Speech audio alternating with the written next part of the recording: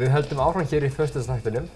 Við erum á veitingastaðnum Glóð í Valaskjálf á Egilsstöðum og hingað til okkar er kominn Unnar Geir Unnarsson. Þú titlaðist sláturhússtjóri, ekki satt?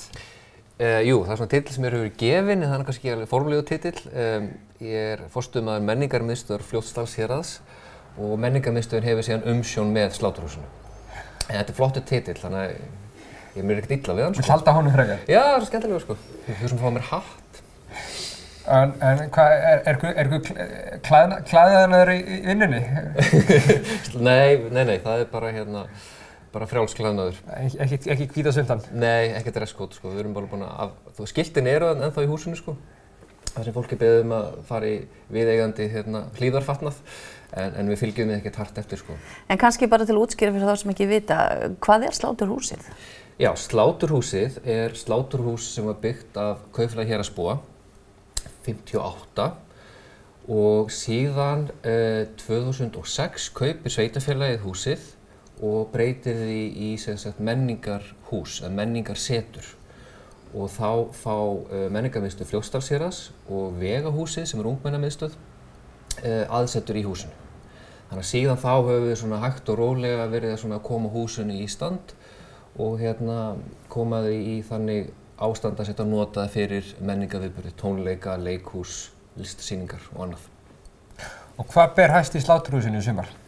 Það ber hæst í sláturhúsinu í sumar að við opnum okkar árlegu sumarsýningu 17. júní. Og það sem er skemmtilegt við sumarsýninguna hjá okkur í ár er að við erum að vinna með Minjasafni Austurlands og Héraðsskjalasafni Austfirðinga og setjum saman sýningu um hann Jón frá Möðrudal. Og erum þar bæði með málverk eftir hann og eins hljóðupptökur, hann er nú frægur fyrir að hafa sungið hérna 7x7 og við erum bæði... Ertu með tóndæmi? Nei. Ég þetta ekki þau fótspor. Ég veit mín takmörk. Þannig að við erum bæði með upprunalegu útgáfuna og síðan remixið sem fór flug fyrir nokkur ára síðan. Og eins erum við með útvarpsviðtöl við hann, við erum með dagbækur eftir hann og skjöl svona úr búskapnum. Hann var að reka sveitabæ upp á Möðrudal, sem er mjög harðnist land, segir maður það. Það er alltaf ekki frjósamt og þannig að þetta er svona blanda af, hann byggði kirkju, hann er arkitekt, hann samdi tónlist, hann málaði myndir, hann skar út, hann smíðaði og setti saman rosalega fallegan hnakk sem við ætlum að sem verður líka til sýnis. Og svo hinum megin í salnum, þar verða síðan verk úr eigu sveitarfélagsins. Þannig að þar verður Kjarval og þar verður Lóa og Kristín Skeving og fleiri með verk. Og síðan á jarðhæðinni, þetta er mjög fjölbreytt sýning, þannig að fólk tekur sér bara daginn í þetta, verður afmælissýning Myndlistafélags Fljótsdalshéraðs. Þannig að fólk getur komið niður í sláturhús í sumar og röltum og fengið að njóta menningar og lista. Allt í boði sveitarfélagsins, skal ég segja ykkur, kostar ekki krónu inn. Ókeypis? Ókeypis, allan daginn. En svo eru ýmsir minni viðburðir á milli eða hvað?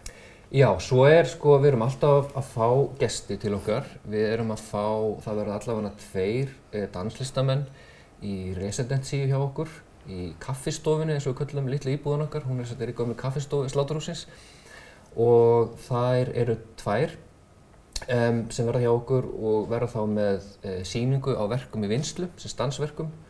Og svo erum við alltaf að fá tónlistarmenn.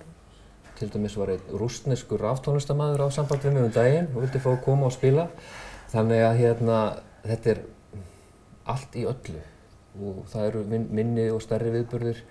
25. júní þegar einhverjir ætla að kjósa sér forseta, þá erum við með Hringrás sem er raftónlistarhátíð, sem er hátíð sem við erum að fara að byrja með í húsinu og þá fáum við raftónlistarmenn alls staðar á landinu og hugmyndin er þá að þeir fái bæði tækifæri til að hittast. Þetta er nú venjulega tónlistamenn sem eru einir að grúska einhvers staðar og fá að hittast og fá þá að vinna með öðrum raftónlistamönnum og eins að kynna þessa tegund tónlistar fyrir almenningi.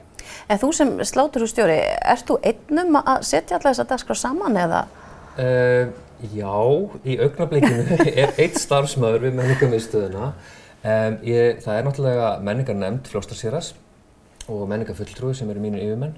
En ég ber svona allan ábyrgð og kem með hugmyndirnar og berður undir aðrar.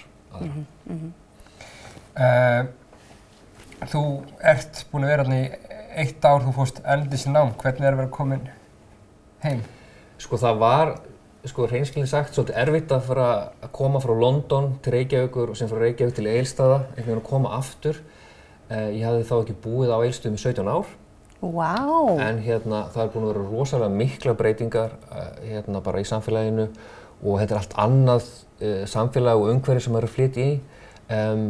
Miklu jákvæðar og það er meiri bjartsýni í fólki og það er bara ótrúlega mikið magn af viðburðum á Austurlandi, bara á Austurlandi öllu.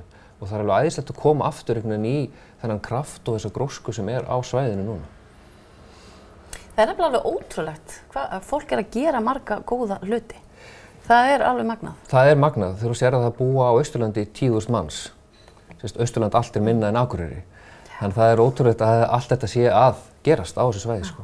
Og ertu sáttur í nýja starfinu? Yfir mig sáttur, alveg yndislegt. En hvað lærðir þú í London?